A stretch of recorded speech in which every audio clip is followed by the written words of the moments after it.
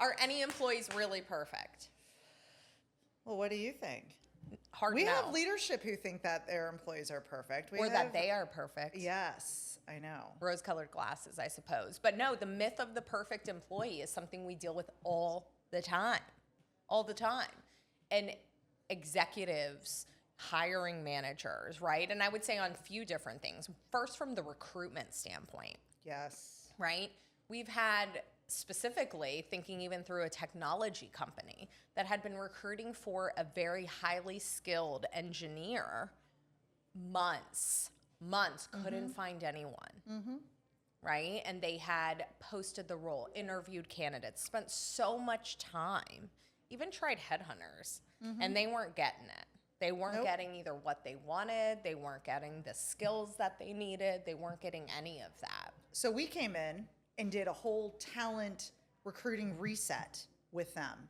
So, and what did that look like? That looked like we had to take a look at, you have this job position, this position description, and what we were seeing was that it was unrealistic. There were 12 must-haves, right? And instead, it's like, well, do you really need all this? There's nothing that we can train, or, that we were also finding that, they felt that the person should be able to come in and hit the ground running and, solve all their problems. Yeah. And instead, we had to do a reset and kind of take a step back and be like, okay, well, what exactly are we recruiting for? I mean, they built the job description based on 10 different traits from multiple people that had held that position from the past. Well, and that had 30 years of experience, right? So they were able to do a little bit of this, a little bit of that, and be able to be this well-rounded unicorn. Right. That doesn't always exist. Right. And especially when in the situations where our clients are wanting to hire more junior individuals, a lot of times now people are specializing. They're only focusing on that one area. Right. And depending on the nature of the business, if we're talking government contractors, if we want individuals who have experience at a larger company, that's going to even more silo them to a certain extent, where they might not have, or they won't have those 5 different areas that you're looking for, or 12 in the example that we were talking about. In this particular case, additionally, we also help management with changing their mindset in recruiting. And really understanding what is it that they need to be able to hit the ground running. Yes. And it ended up boiling down to one specific technical knowledge, right? If they had this one thing, they could begin to be effective immediately. All these other ones we can train them on. Yep. We can add to it. And that's part of changing that mindset, right, is training. What does that training plan look like when they start, right? And retaining them. So it's, okay, instead of focusing just on these are the must-haves, and we're not saying diminish the role. That's not what we're saying. We're saying let's restructure this, change it, let's reset so we can find you that talent. Additionally, we have found, or at least in this particular case, we found that there was no recruiting strategy. Just posting on a couple different job boards isn't going to get it out there. We're all fishing from the same sea, especially in this area, in the DMV area. It's very small, very well connected, but still small. So how do we stand out?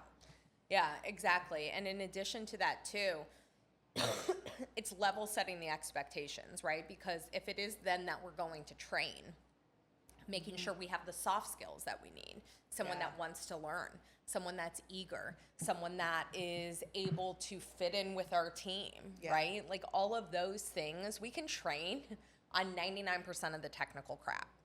What is very hard and will continue to be hard to teach is someone to want to learn, right? Someone to be open to new things, right? You get someone who's been in the industry for 25 years, they might know their stuff, but they know it that way. They may not want to retrain all of their ways of thinking. So being able to almost reshift even what that perfect employee might look like to someone that,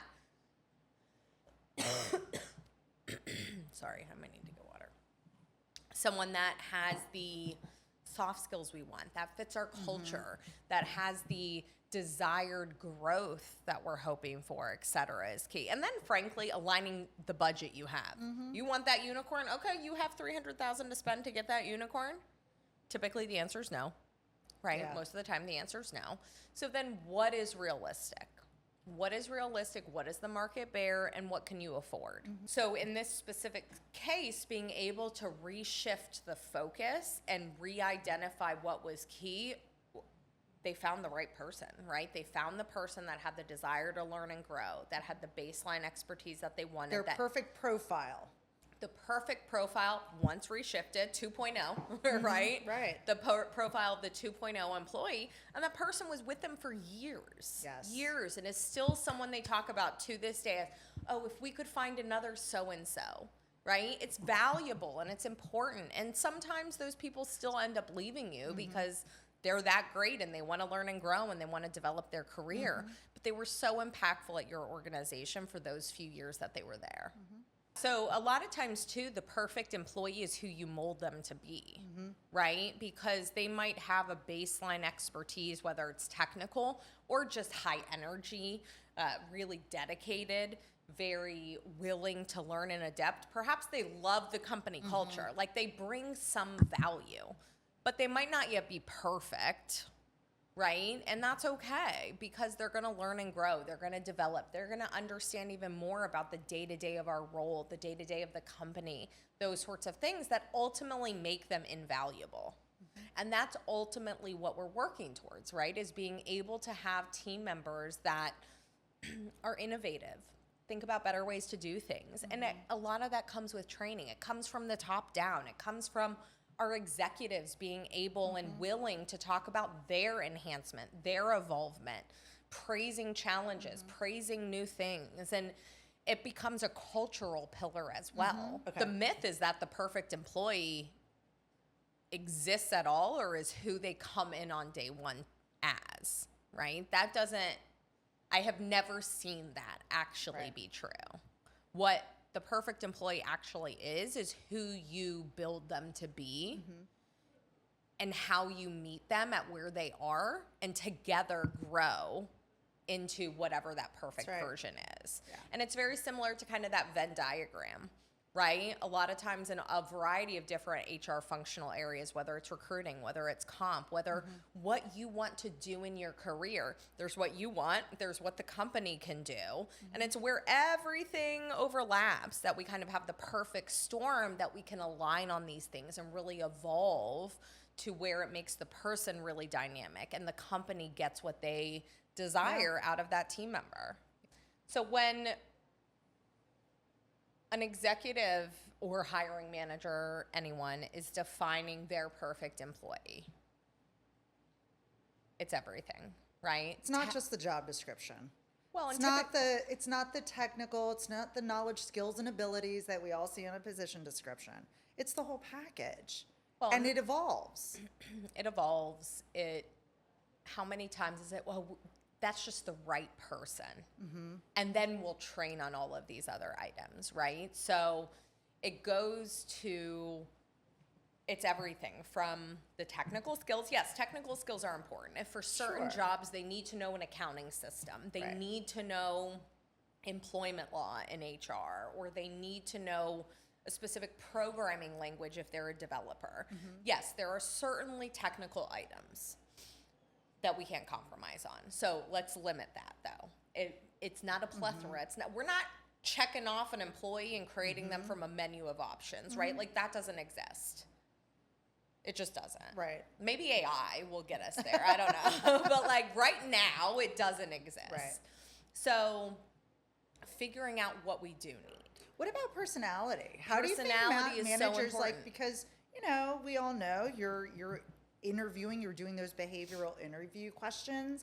How do you know that we're hiring somebody that is going to fit that cultural mold, that culture that we have worked so hard in together and collaborated with senior leadership on that?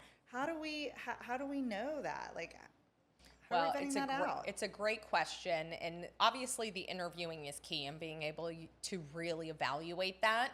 But you can do little things like taking them out to lunch, right? Taking them out to lunch, doing those Backchannel reference checks, right? It's a small community, as we've talked about already. It's a small community, and within each specific silo, I would even say perhaps smaller.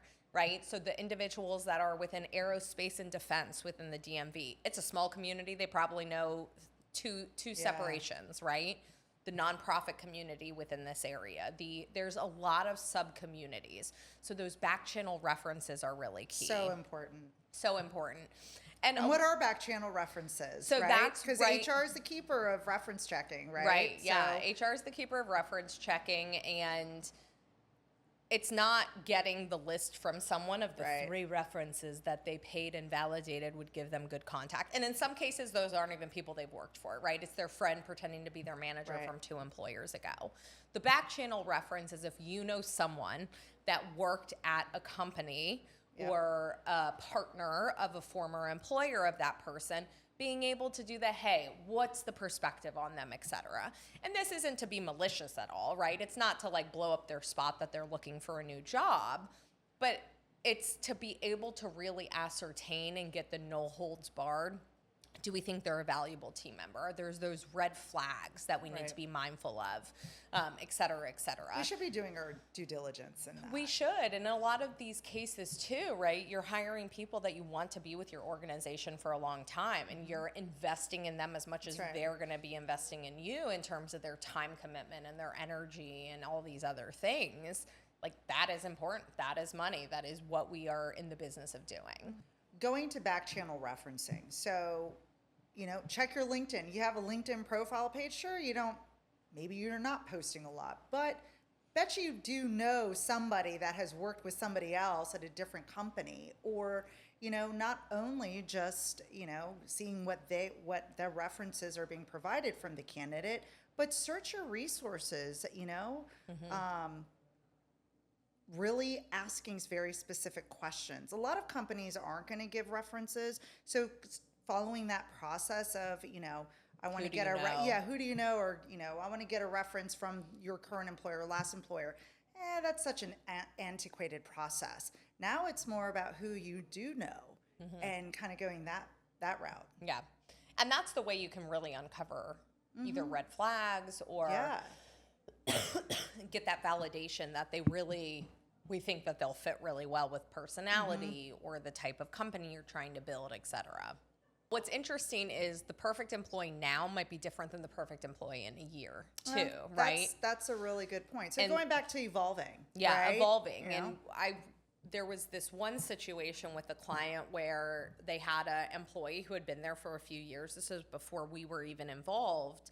And they ultimately were separated, not for necessarily poor performance, just they didn't think they were the right person for the long term, and they were having to make some investment changes.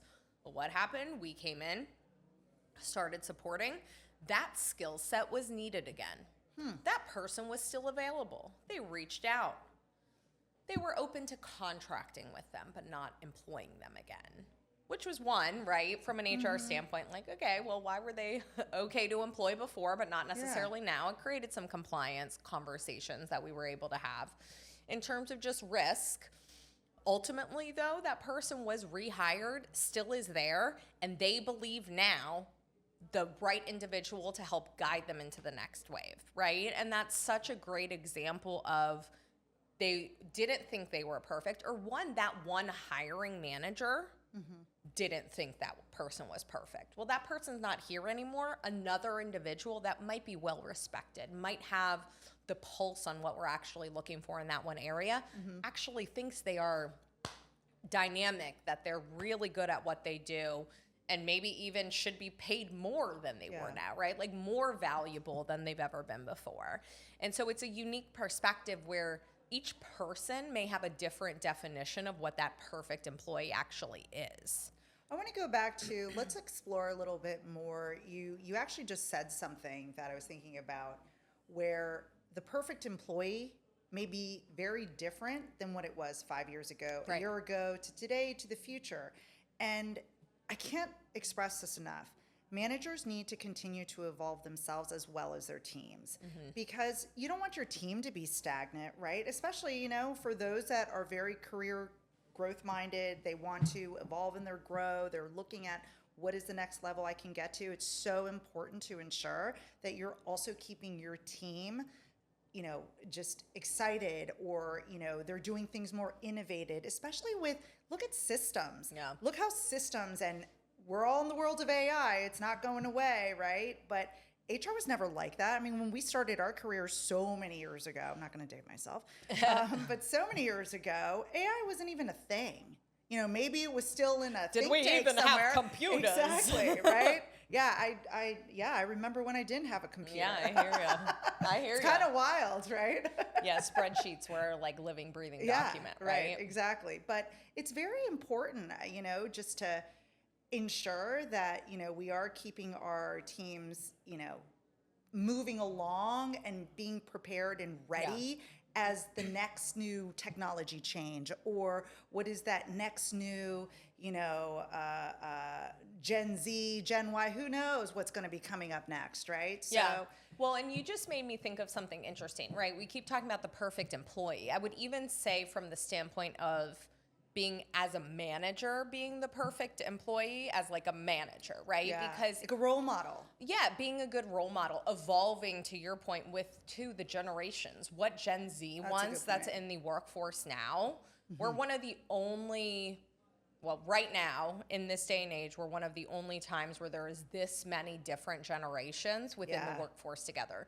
You see all those like memes over Instagram where it's like me on a Tuesday with someone's dad doing some like really funny, but it's true. Someone's best friend at work could be someone that's like 30 years older than them or older than their parents. And that's frankly really cool, right? It's unique, but it also creates really unique challenges or opportunities for both HR as a whole, but also managers, right? So how your Gen Z employee is going to be motivated, what is important to them, et cetera, is going to be very different than how someone who's towards the end of their career, right? We're focusing on maternity or paternity leave. We just talked about this too, offering grandparents leave, offering different things that might be valuable to these multi-generational workforces. And within that context too, it creates those opportunities where it's really imperative to have a little bit of all of that too, right? Because people have legacy knowledge from what the industry was like 30 years ago. They're imparting that on individuals that have only been in the workforce for 5 years. That they're going to be the ones then training someone 30 years from now that's like their mini-me, right? So it's a very dynamic process. But even that is a definition of the perfect employee, and it could change, right? That's a very different definition than what it may have been a year ago, what it may have been for that role without that key person at the 30 years experience that knows X, Y, Z. Yeah. So within the perfect employee context too, innovation and use of technology is a thing we see a lot, right? Even in a function like payroll. We want someone who's innovative. We might want someone who's implementing processes, optimizing the payroll system. And also really good end user experience. Correct. And just as an example, so many different companies are experiencing that. And then you add AI into the picture and it's exacerbating things. Meta just started using, they're slated to terminate up to 8,000 people.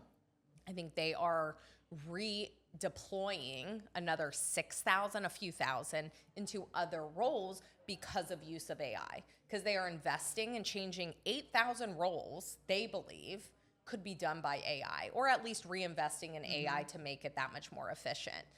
That is a great example too, even of the perfect employee. Because is it how they use AI? Is it how can we instill our employees to be able to be employable within the next wave of workforce, right? And keeping them motivated, knowing how, their jobs, could be taken over or reshifting or shifting into a very different environment, right? That's also pretty challenging. It's challenging, and each person's going to rise to the occasion differently, right? True. Some people might just not be interested in it, and that's okay. And sometimes with exits too, right? There are certain exits which have to happen. They're never fun. It's never great. But how you do it's important. How you have those conversations is important. And what you do next is important. A lot of the large companies over the last few, well, I should say, Amazon, IBM, to name a few, they had some very challenging layoffs over the last few months, where in Amazon's case, people were, incorrect people got emails that their job was let go. People were just emailed that, right? Sending an email to someone that they're opening at 7 a.m. when they think they're about to start their workday, that they're no longer employed, like that sucks. I mean, the communication cadence just failed. Yeah. Thumbs down. A big old loser. Right? Like, it's just not an effective way. They worked for you for a long time. You have to keep the human element in these things. Right. And that's where being able to provide someone as much dignity as possible during that exit. And that could even be facilitating conversations with headhunters that might have other opportunities. We do that a lot, right? Yeah. If we have exits, downsizings for clients, we're working with them to try and figure out, one, is there severance? Yes, you got to do things in a compliant way. Compliance is important, et cetera, et cetera. And there's a human dignity side to it as well, right? So helping people as much as possible. Is it a resume coach? Is it a career displacement organization? Is it whatever it could be? All of that is really valuable, especially in a job market that's as tough as it is today. So the message to leaders is, what is that perfect employee? Challenge your leaders, challenge your managers, push them or collaborate with them to look at internally to see if their own teams are being innovative. How are they contributing to the overall strategic plan?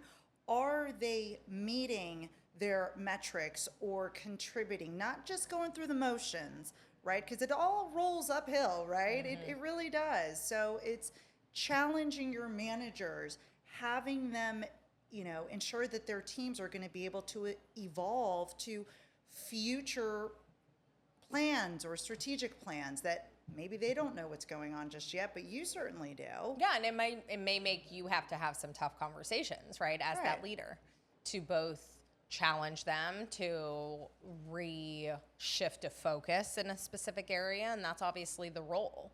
That's what you are needing to do. Also, managers should have those collaborative conversations. I have heard managers say, you know what, I just don't see my employees because they're out off-site somewhere. Well, you know what, take that extra time, connect with them, whether it's a phone call, a virtual Teams meeting, something. Connect with your employees, see what's going on with them, what's working, what could things be done better.